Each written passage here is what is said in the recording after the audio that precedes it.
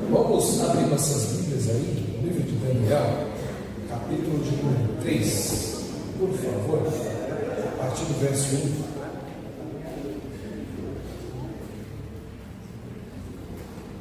Daniel, capítulo de número 3, a partir do verso de número 1.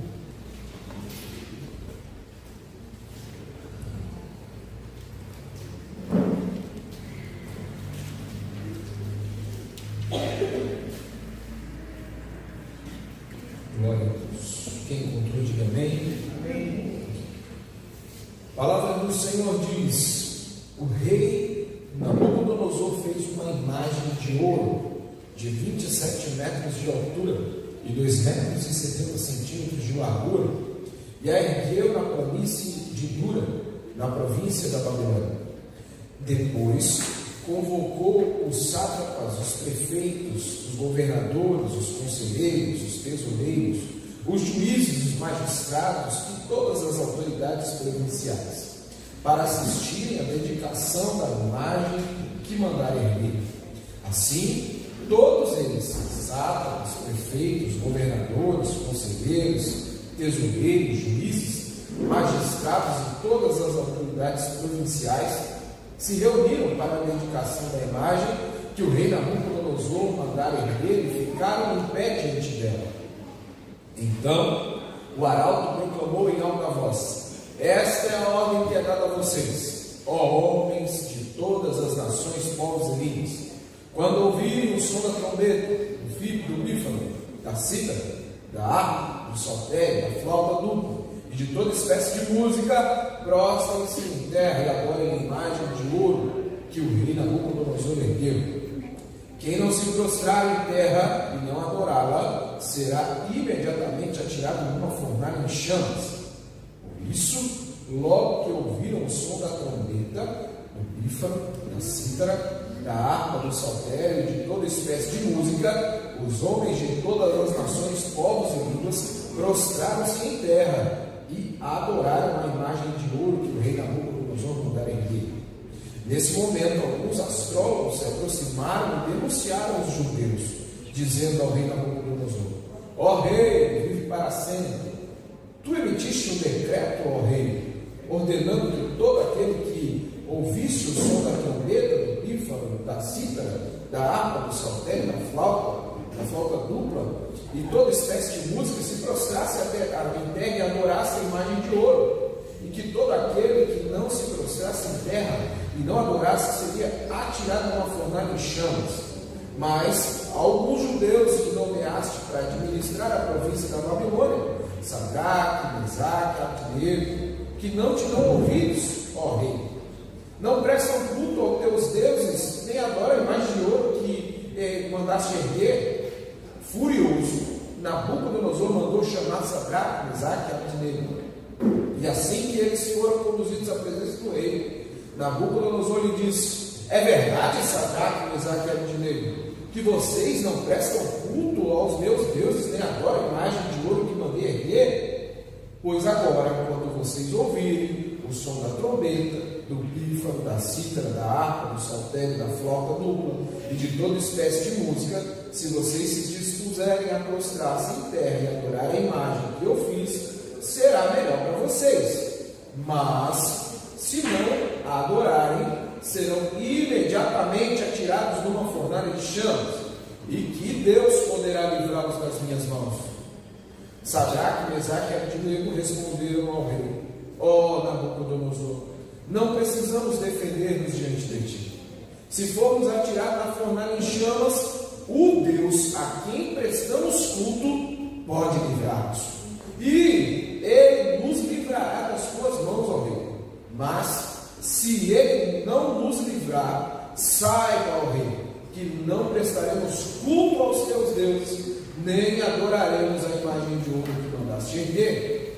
Nabucodonosor ficou tão furioso com Sadraque, Mesaque e Abdenego que o seu semblante mudou. Deu ordem para que a fornalha fosse aquecida 7 vezes mais do que de costume, e ordenou que alguns dos soldados mais fortes do seu exército amarrassem Sadraque, Mesaque e Abdenego e os atirassem na fornalha em chamas. E os 3 homens, vestidos com seus mantos, calções, turbantes e outras roupas, foram amarrados e atirados na fornalha extraordinariamente quente. A ordem do rei era urgente, e a fornalha estava tão quente que as chamas mataram os soldados que levaram Sadraque, Mesaque e Abdenego. E estes caíram amarrados dentro da fornalha em chamas. Mas logo depois o rei Nabucodonosor, alarmado, levantou-se e perguntou aos seus conselheiros: não foram 3 homens amarrados que nós atiramos no fogo? Eles responderam: sim, ó rei. E o rei exclamou: olhe, eu estou vendo outro quarto homem, desamarrados e ilesos, andando pelo fogo, e o quarto se parece com o filho dos deuses. Então Nabucodonosor aproximou-se da entrada da fornalha em chamas e gritou: Sadraque, Mesaque e Abdenego, servos do Deus Altíssimo, saiam, venham aqui. E Sadraque, Mesaque e Abdenego saíram do fogo. Os sátrapas, os prefeitos, os governantes, os conselheiros do rei se juntaram em torno deles e comprovaram que o fogo não tinha ferido o corpo deles, nem um só fio de cabelo tinha sido chamuscado. Os seus mantos não estavam queimados e não havia cheiro de fogo neles. Disse então Nabucodonosor: louvado seja o Deus de Sadraque, Mesaque e Abdenego, que enviou o seu anjo e enviou os seus servos. Eles confiaram nele, desafiaram a ordem do rei, preferindo abrir a mão de sua vida a prestar culto a adorar a outro Deus que não fosse o seu próprio Deus. Por isso eu decreto que todo homem de qualquer povo, nação e língua que disser alguma coisa contra o Deus de Sadraque, Mesaque e Abdenego seja despedaçado e sua casa seja transformada em montes de entulho, pois nenhum outro Deus é capaz de livrar alguém dessa maneira. Então o rei promoveu Sadraque, Mesaque e Abdenego na província da Babilônia. Feche seus olhos, aleluia. Pai, queremos, Senhor Deus, fazer menção à Tua palavra nesta manhã e pedir, Senhor, que mais uma vez o Senhor fale ao nosso coração. Queremos aprender de Ti e confiar no Senhor, assim como estes jovens confiaram. Tu és o nosso Deus, sabemos disso. Então, Pai querido amado, vem acrescentar fé ao nosso coração nesta manhã. Pai querido amado, que a Tua palavra fale aos nossos corações e faça morada em nós, que eu não te atrapalhe. Em nome do Senhor Jesus. Amém. Amém? Amém. O título da mensagem dessa manhã é Incendiados pelo Evangelho de Cristo. Eu quero, antes de entrar propriamente no texto em questão, eu quero falar um pouco sobre um assunto que tem a ver com o que eu quero ministrar, ou tudo tem a ver com o que eu vou ministrar nessa manhã, e algo que tem acontecido nos dias atuais. Nós estamos vivendo um tempo em que as igrejas, os cultos estão mudando a sua teologia. E o que é a teologia? É o estudo sobre Deus. Toda vez que alguém abre a Bíblia e lê as Escrituras, está fazendo teologia. Algumas pessoas pensam que estudar teologia é só ir a uma faculdade, ali sentar numa cadeira e ter professores. Isso também é. Mas toda vez que você abre a Bíblia e começa a ler e começa a conhecer o Senhor, você está fazendo teologia. Quando nós começamos a estudar a teologia que está sendo ministrada hoje, existem 2 tipos de teologia que estão ganhando os cultos das igrejas no Brasil e no resto do mundo. Em alguns lugares já foram tomados por essa teologia. Se chama a teologia progressista e a teologia humanista. Esta é a nova estratégia que a Babilônia tem usado através do diabo, ou o diabo como se fosse a Babilônia, usando esse tipo de teologia para seduzir os cristãos em todo o mundo. Quero que você entenda que a teologia progressista, ela é uma teologia que tenta adaptar o Evangelho às pautas culturais, ou ao que está acontecendo no mundo atual, a cultura do mundo. Essa é a teologia progressista. Ela tenta distorcer a verdade bíblica, tenta promover a inclusão de pessoas, quer tornar a Bíblia mais relevante à a sociedade, ela tenta dizer que o pecado é relativo, você não é pecador, você só cometeu um erro, você cometeu uma falha, às vezes foi só um deslize. Esse tipo de teologia é a teologia que esvazia a cruz de Cristo, tira Jesus do centro da mensagem e coloca também o homem. E aí nós entramos no outro tipo de teologia, que é a teologia humanista. Essa teologia humanista, ela é uma teologia que tira Deus do trono e coloca o ser humano no trono. O Evangelho, ele para de ser ministrado onde Jesus veio para nos trazer a salvação, e agora Jesus, Deus, começa a existir somente para servir o ser humano. Você já deve ter visto muita gente dizendo para você: não, porque você tem que determinar para que Deus te abençoe, você tem que dar uma ordem no mundo espiritual e você vai ser abençoado. Isso acontece muito em igrejas neopentecostais. Eles querem que você dê ordem ao Senhor. Isso é um tipo de teologia humanista. Ela não fala mais de pecado, mas ela agora fala de autoestima. Não fala mais de se arrepender, mas fala que você e eu simplesmente temos que entender que nós somos melhores do que nós pensamos, que nós precisamos lembrar que nós precisamos correr através das bênçãos ao invés da santidade. Ambas essas teologias que têm sido ministradas nos cultos, elas são muito perigosas. O doutor Tássio Licurgo, ele diz assim: pois essas teologias são perigosas, pois trocam a verdade de Deus pela preferência dos homens. O Evangelho não precisa ser atualizado, o Evangelho precisa ser vivido com fidelidade. A cada dia eles querem colocar novas teologias ou novos ensinos para tirar o ensino verdadeiro das Escrituras.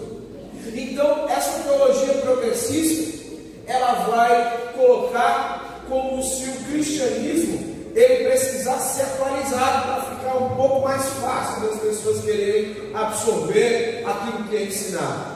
Eles querem reinterpretar as Escrituras, ou seja, atualizar. Não, porque a gente precisa falar de uma maneira que as pessoas não se sintam mal. É isso que eles querem falar.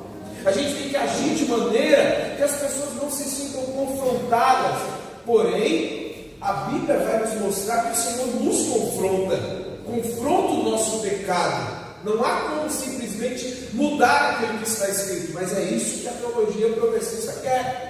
Ela quer valorizar a pessoa com seus sentimentos, com as suas experiências pessoais. Alguém dizer assim: não, mas eu acredito assim, eu creio assim. Só existe o certo e o errado, não existe o meio termo. Ou você crê da maneira correta, naquilo que está escrito na palavra de Deus, ou você está errado naquilo que crê. Então essa teologia ela vem falando assim: não, mas você pode acreditar do jeito que você achar melhor. E não é isso que as Escrituras mostram.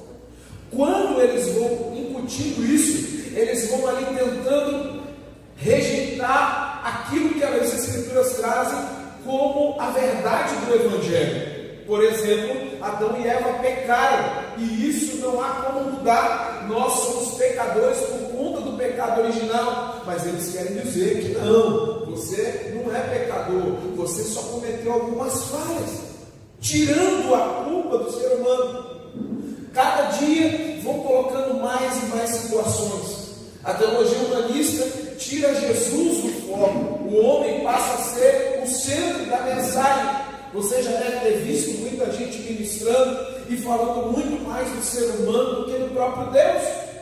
Ah, não, porque você é o queridinho de Deus, você é o bichinho de Jeová, você é o lindão de Jesus. Olha, não fique você pensando que você é isso ou aquilo. Vai ali alimentando o ego do ser humano, esquecendo que todos nós somos pecadores e carecemos da misericórdia e da graça de Cristo. Aleluia! Esse tipo de teologia, meus irmãos, é uma teologia que vai ali adentrando as igrejas e vai tomando os cultos em muitos países, inclusive no Brasil. As pessoas vão se curvando a esse tipo de teologia, e aí as pessoas vão ficando ali até indignadas quando elas entram numa igreja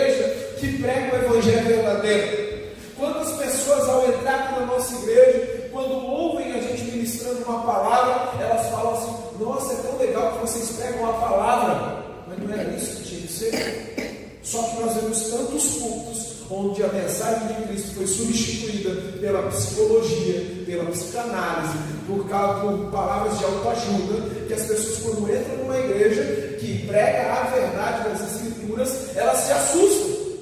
E algumas delas amam e dizem, é aqui que eu quero ficar, onde prega o Evangelho. E outras dizem, não, tá doido, não quero esse negócio não. E voltam para onde estavam. Porque a mensagem, ou você ama a mensagem de Cristo, ou você odeia. Porque a mensagem de Cristo, ela confronta. A cruz nos confronta.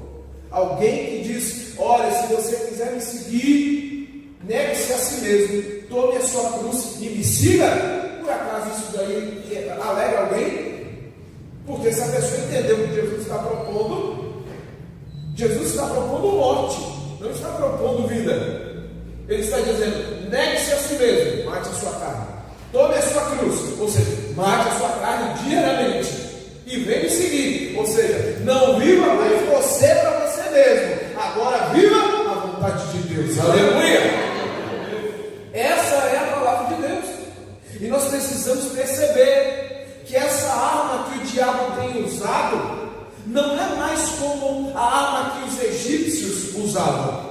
Os egípcios, eles pegaram lá o povo de Deus, escravizaram, eles forçavam, eles usavam chicote, olha, agora vocês vão me servir. Era isso que o Egito fazia.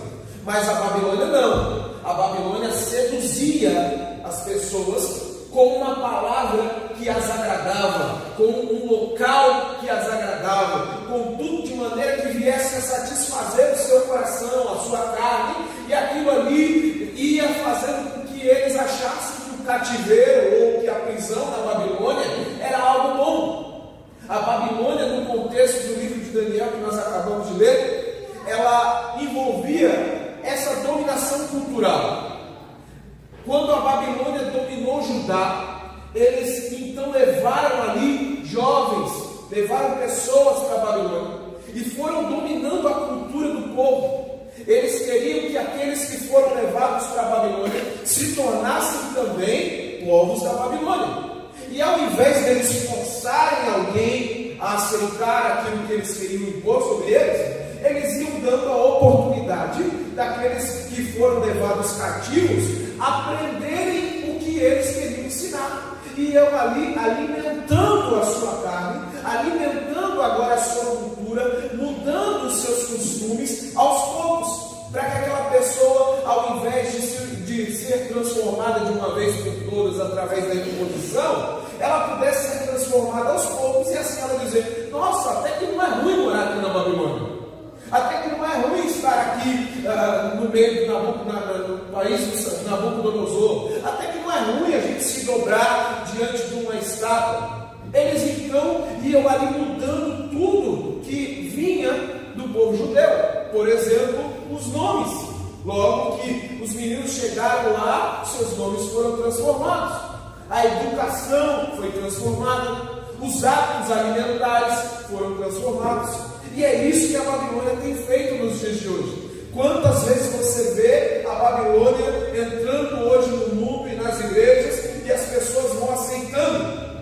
O mundo está dominado por essa teologia humanista, dizendo para você que você é o centro de tudo, você é o melhor de todos. Vou falar para você uma verdade bíblica. Nós somos a causa do mundo estar como está. Se não fosse o pecado original, o mundo seria muito melhor. Mas nós sabemos que Adão e Eva pecaram. E se eles pecaram, nós somos pecadores. E se nós somos pecadores, nós precisamos da misericórdia de Cristo. Não dá para mudar isso. Mas eles vão ali tentando mudar aquilo que nós aprendemos. Vão tentando entrar com novas coisas para poder você pensar, não, realmente, olha, eu acho que é melhor esse tipo de pregação, esse tipo de ensino, esse tipo de cultura é melhor. Porque a estratégia babilônica é essa. Primeiro, escolhe os melhores para estarem em evidência. E se você perceber, é assim que o mundo tem agido. Colocam pessoas que têm às vezes um grande nome para poder falar, e todos aqueles que estão abaixo deles acreditam no que eles estão falando. Eu gosto do doutor Marcos Eberlin. Ele é professor, doutor, e é cristão, cientista, e é uma bênção. E aí ele, quando pega para poder dar uma palestra, ele, como estudou muito, ele fala de conhecimento de causa. E ele mostra que não há como o ser humano ter vindo do macaco. Ele é um químico, ele mostra tudo que existe no macaco e o que existe no ser humano. E ele fala que somente uma mente totalmente inteligente, muito mais inteligente do que a nossa, para nos fazer, que é o próprio Deus. Não há como nós sermos obra do acaso. Porém, existe uma teologia que vai dizer que nós fomos evoluindo até chegar aqui. Deus usou a evolução para que nós chegássemos aqui. Esse tipo de teologia tira Deus do centro e coloca o ser humano. E as pessoas vão acreditando nesse tipo de palavra e vão deixando de crer no Senhor Jesus Cristo. Vão deixando de crer que Deus, com as suas próprias mãos, pegou o barro, fez um boneco, soprou em suas narinas e lhe deu vida e o chamou de Adão. Louvado seja o nome do Senhor. Eles vão ali entrando na educação. E hoje, se você vê, a educação foi dominada. Vão oferecendo alimentos consagrados. A cada dia, eles vão entrando nas igrejas e mudando os hábitos das igrejas, mudando os hábitos do povo de Deus. Hoje, existem igrejas que você não sabe se está entrando numa igreja, se está entrando num clube, porque o povo parece um povo diferenciado, não é mais o povo simplesmente que dá glória. Você fica sem saber se realmente você está numa igreja ou em qualquer outra coisa. Por quê? Por causa desse tipo de teologia que está entrando nas igrejas. Vai perdendo a identidade de cristão e começando a ter uma nova identidade que vai surgindo a partir de uma nova teologia que vai surgir, que vai ser ministrada. E agora já não mais conhecem o Senhor. Nós devemos estar atentos, meus irmãos, porque o plano do diabo é esse. Olha lá o que diz Daniel, capítulo de número 1, versículo de número 3 ao versículo de número 8, por favor. Então, o rei ordenou que Aspenaz, o chefe dos oficiais da sua corte, trouxesse algum dos israelitas da família real e da nobreza, jovens sem defeito físico, de boa aparência, cultos, inteligentes, que dominassem os vários campos do conhecimento e fossem capacitados para servir o palácio do rei. Ele devia ensinar-lhes a língua e a literatura dos babilônios. O rei designou-lhes uma porção diária de comida e de vinho da própria mesa do rei. Eles receberiam um treinamento durante 3 anos e depois disso passariam a servir o rei. Entre esses estavam alguns que vieram de Judá: Daniel, Ananias, Misael e Azarias. O chefe dos oficiais deu-lhes novos nomes. Daniel deu o nome de Beltesazar. A Ananias, Sadraque e Misael, Mesaque, Azarias e Abdinego. Daniel, contudo, decidiu não se tornar impuro com a comida e com o vinho do rei, e pediu ao chefe dos oficiais permissão para se abster deles. Lembra do que acabei de falar? Quando eles foram dominados, Judá, o rei Nabucodonosor mandou trazer os jovens para o palácio, porque ele queria que aqueles jovens fossem ali transformados em babilônios para poder servir o rei. Então, a primeira coisa que ele fez foi: quero jovens inteligentes. Não vem para cá com qualquer um, é isso que o rei queria dizer. Quero jovens inteligentes, bonitos, saudáveis, que eles possam aprender, que eles possam ser ensinados, que eles possam aprender o idioma, que eles possam aprender a cultura. E ali, por que ele fez isso? Porque ele sabia que esses jovens influenciariam outras pessoas. Geralmente é assim: se você vê uma pessoa feia falando na internet, você nem liga porque ela está falando. Agora, se for uma pessoa bonita, irmão, na hora a pessoa para poder prestar atenção. Estou falando mentira? Se for uma pessoa inteligente, aí é que a gente fala: mas o cara estudou, o cara tem PhD. É isso que a Babilônia faz. Ela vai dominando as pessoas que estão em evidência. E ali foi o que aconteceu. Pegaram os 4 jovens, Daniel, Ananias, Misael e Azarias, e quando colocaram eles para trabalhar para o rei, ou para servir o rei, ainda iriam passar pelo momento de aprendizado, pela faculdade da Babilônia, ele ali logo mudou o nome deles. Agora vocês não vão ter mais os nomes que vocês tinham, porque os nomes de vocês são nomes hebreus, os nomes de vocês são nomes em hebraico. Daniel significa Deus é meu juiz. Ananias significa o Senhor é gracioso. Misael significa quem é como o nosso Deus. Azarias significa o Senhor o ajudou. Os nomes deles lembravam a eles de onde eles viam e o Deus que eles serviam. Louvado seja o nome do Senhor. Agora a Babilônia vai dizer: não, você não pode ter o nome do Deus de vocês. Nós vamos dar a vocês nomes de deuses babilônicos. Deus Sazar, aí vai Sadraque, Mesaque, Abdinego. Mudou o nome daqueles jovens, para que eles não fossem mais lembrados por quem eles eram, porque agora eles tinham que ter uma nova identidade. Porque é isso que a Babilônia vai fazer. Vai destruindo a identidade dos judeus, vai destruindo a identidade do cristão, vai ali se infiltrando na cultura. Agora vocês vão aprender tudo o que diz respeito à Babilônia. Daniel, Ananias, Misael e Azarias. Agora vocês vão fazer a faculdade da Babilônia, vão aprender nossos costumes, vão aprender tudo que diz respeito a nós, vão falar o nosso idioma, ou seja, nós vamos destruir tudo que vocês aprenderam. Tudo aquilo que vocês achavam importante agora não tem mais importância na Babilônia. E aí é onde nós vemos o que está acontecendo. O mundo sendo tomado por isso. Estão destruindo a língua portuguesa. Ou você nunca viu lá a língua do Mussum? Cacildes? Entendeu? Hoje em dia é assim que eles querem falar. A língua do Mussum eles querem falar. Só que eles vão falar que é uma nova língua portuguesa. Porque falar só homem e mulher é ruim. Tem que falar uma outra língua agora. Você relacionar homens e mulheres apenas, não só existe homem e mulher. Desde que o mundo é mundo, desde que Deus criou Adão e Eva, era só isso que existia. E não tem outra coisa. ET ainda não foi provado que tem. Nunca apareceu. Mas eles vão dizer que tem que ser mais inclusivo. E a gente já vê pessoas querendo ser inclusivas.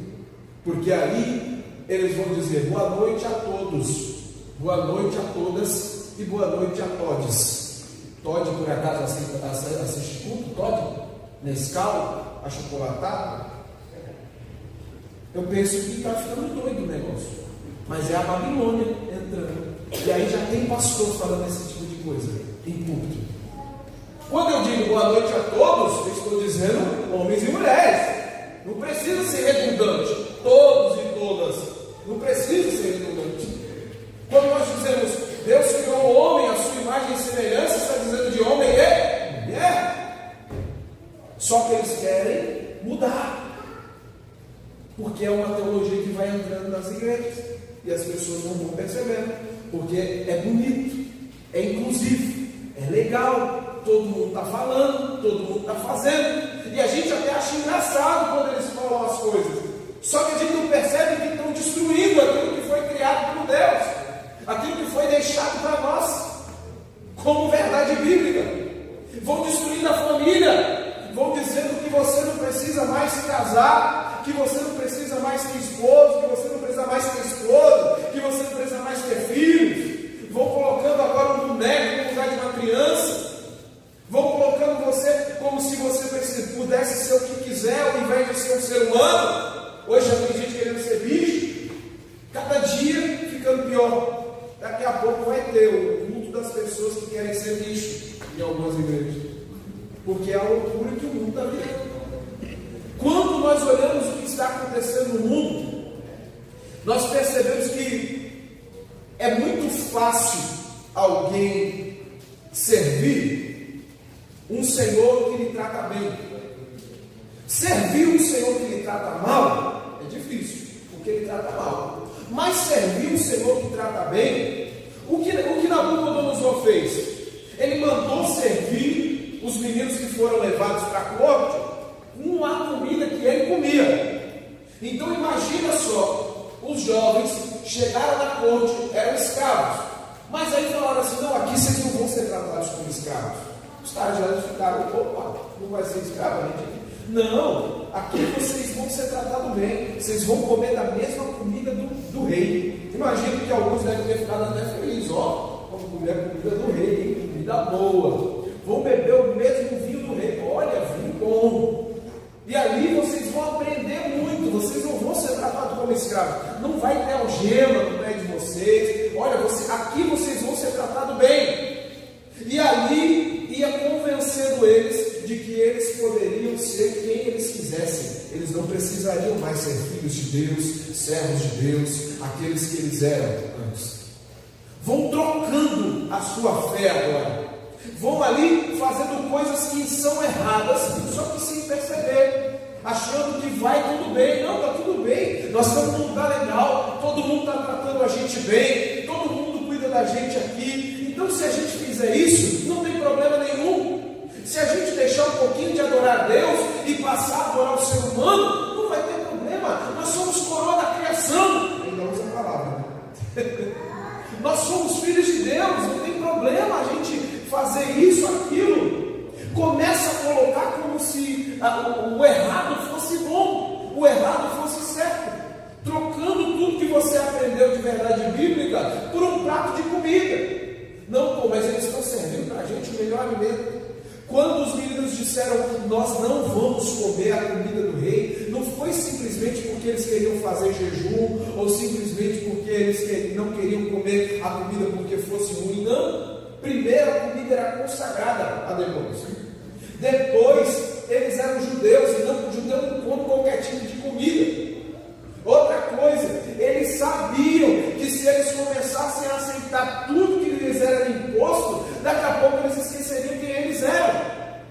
A Babilônia também não proibia eles de terem a fé que eles tinham, porque a Babilônia é esperta, ela não vai querer atacar a nossa fé logo de cara, dizendo, você não pode servir a Jesus Cristo.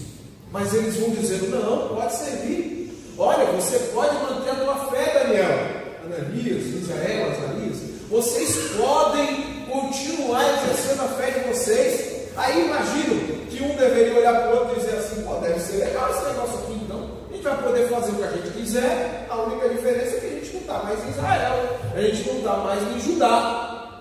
Essa é a diferença. Mas Daniel logo pegou e falou, não, nós não vamos comer.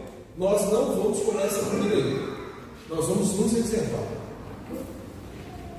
Daniel capítulo de número 3, versículo de número 5 ao 6.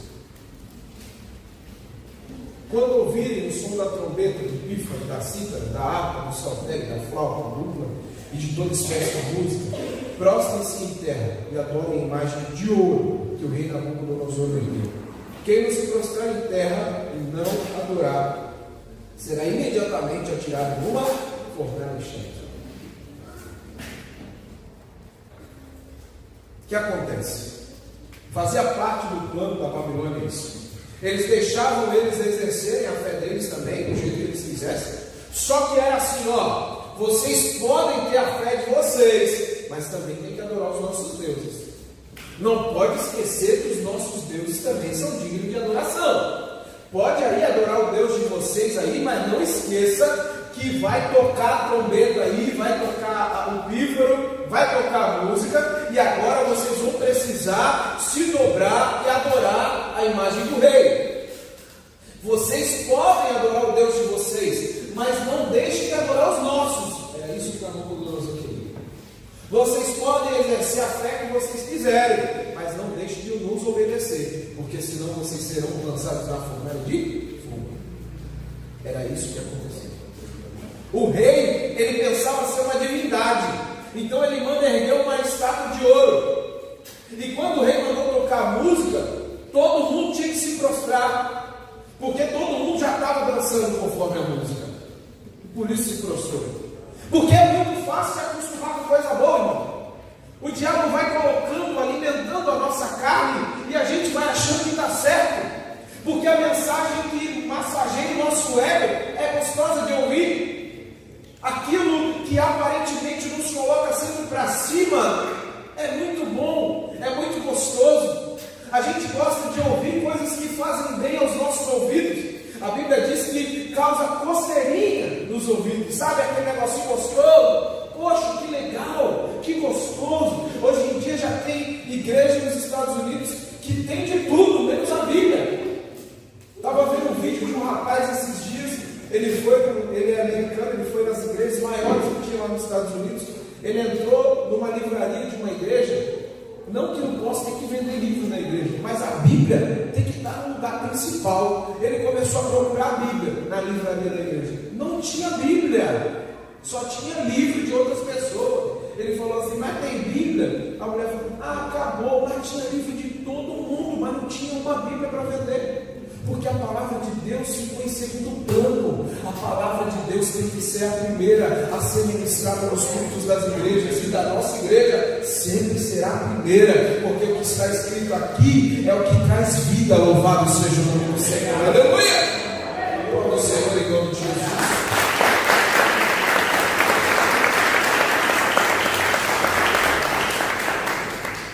Quando Nabucodonosor mandou tocar a música, os únicos que ficaram de pé foram quem? Os meninos. Sadraque, Mesaque e Abednego, Ananias, Misael e Azarias. Por quê? Porque eles não queriam se contaminar. Eles falaram, não, eu sei o Deus que eu sirvo. Nós sabemos o Deus que nós servimos. Os 3 jovens amigos de Daniel, eles ficaram de pé. Eles mantiveram a sua fé. Louvado seja Deus. Aleluia. Mesmo sabendo que eles poderiam ser mortos na fornalha. E aqui nós já começamos a entender tudo isso que eu quero que você entenda nessa manhã. Eles não se renderam à ameaça, eles não se renderam àquilo que foi imposto para eles, mas eles tinham convicção de que Deus poderia livrar, e se Deus não quisesse livrar, eles sabiam que estariam salvos em Deus. Aleluia! Eles sabiam. A fidelidade desses jovens é um exemplo para nós hoje. É um exemplo para que nós possamos ser fiéis ao Senhor Jesus. Da mesma forma, ser fiel ao Senhor, porque o Evangelho precisa arder, o Evangelho precisa queimar na nossa vida, ao ponto de nós declararmos, olha, eu prefiro a consequência de não me prostrar diante da Babilônia, diante do Deus da Babilônia, diante dessa teologia que está aí, diante desses ensinos que estão sendo colocados. Eu prefiro pagar a consequência, eu prefiro que todos virem as costas, eu prefiro ser expulso da denominação, eu prefiro ir longe de vocês, mas eu não me prostro diante de outro Deus, além de ser o Senhor Jesus Cristo. Aleluia! Eu prefiro a morte do que me render à estátua. Aleluia! Porque é isso que está acontecendo no mundo. Pessoas estão dançando conforme a música. Cultos com músicas intermináveis.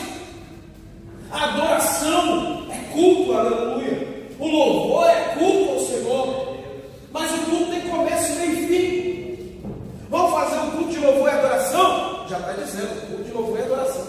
Mas quando nós dizemos que é um culto de domingo, onde a família se reúne para aprender sobre Deus, tem que ter começo, meio e fim. A gente chega adorando e a gente sai dali cheio da presença de Deus, porque o Senhor falou conosco. Aleluia. Ouvir a palavra também é adorar.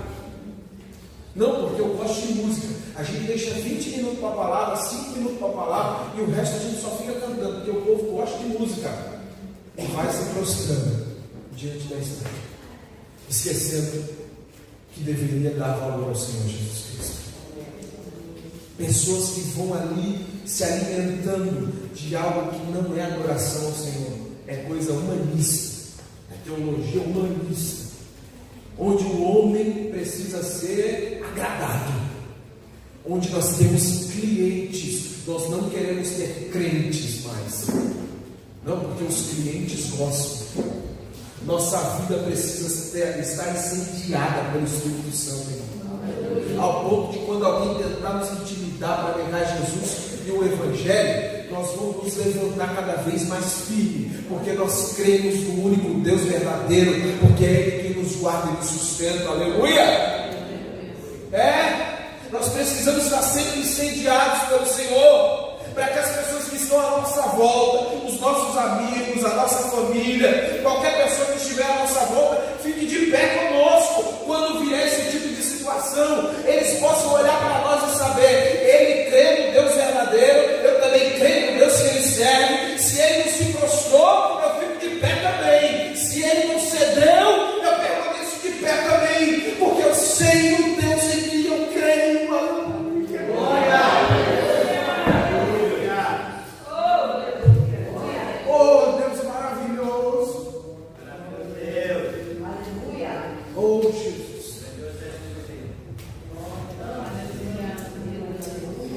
Aleluia.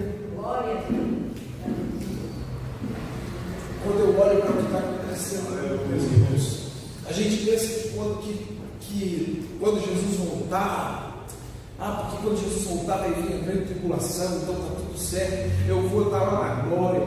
Mas nós já estamos vivendo o princípio das dores. A igreja já está vivendo os seus últimos momentos na terra. Quando o Filho do Homem vier, porventura haverá fé na terra. Será que a gente vai continuar crendo nas Escrituras?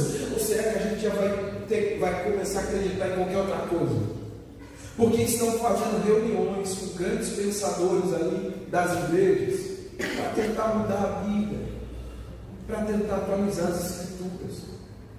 Você daqui a pouco vai ver aí novas Bíblias sendo redigidas para dizer que o pecado não é pecado, para poder dizer que a pessoa pode fazer o que quiser, porque Jesus ama todo mundo. Daqui a pouco vai ser isso que vai estar sendo ouvido. Por quê? Por causa desse tipo de teologia que eu acabei de falar nessa manhã. Não, porque a gente precisa adequar ao novo tempo que nós estamos. Não. Nós, seres humanos, precisamos nos adequar ao que a palavra nos ensina. A palavra nos ensina. Não nós ensinamos a palavra. Nós precisamos arder em brasa da presença de Deus. Nunca alguém pode queimar na fornalha quem já está incendiado pela glória e pelo poder de Deus. Nunca vai poder incendiar quem já está pegando fogo na graça do Espírito Santo de Deus. Aleluia! Não dá para queimar, querido, quem já arde em brasa por amor a Cristo e pela palavra de Deus. Aleluia! Sadraque, Mesaque, Abdinego, Ananias, Misael e Azarias, eles já estavam queimando pela presença de Deus, ardendo de amor pelo Senhor. Aleluia! Quando pegaram aqueles 3 jovens para lançar no fogo, eles já estavam em chamas por amor a Cristo. Aleluia! Louvado seja o nome do Senhor, glorificado seja o nome dele. Aleluia! Quando eles caíram na fornalha de fogo, quem já estava lá? O próprio Cristo. Aleluia! Cristo já estava na fornalha quando eles chegaram. Aleluia! Ele já tinha dado ordem ao fogo. Fogo, você não queima ninguém hoje. Hoje você não faz dano a ninguém. Meus filhos vão entrar aqui. Fumaça, nem cheiro você vai deixar deles hoje. Aleluia. Porque está escrito em Isaías, capítulo 43, verso de número 1 ao verso de número 3. Mas agora, assim diz o Senhor, aquele que o criou, Jacó, aquele que o formou, Israel. Não temas, pois eu resgatei. Eu chamei pelo nome, você é meu. Quando você atravessar as águas, eu estarei com você. E quando você atravessar os rios, eles não te cobrirão.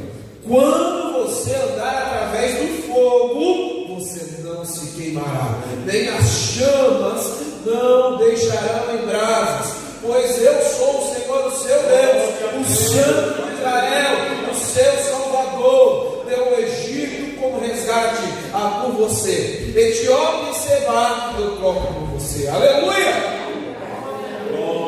Deus continua nos guardando, irmão. A gente só precisa manter a fé.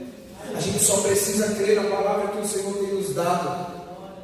Devemos manter sempre acesa essa chama que é a palavra de Deus em nossa vida.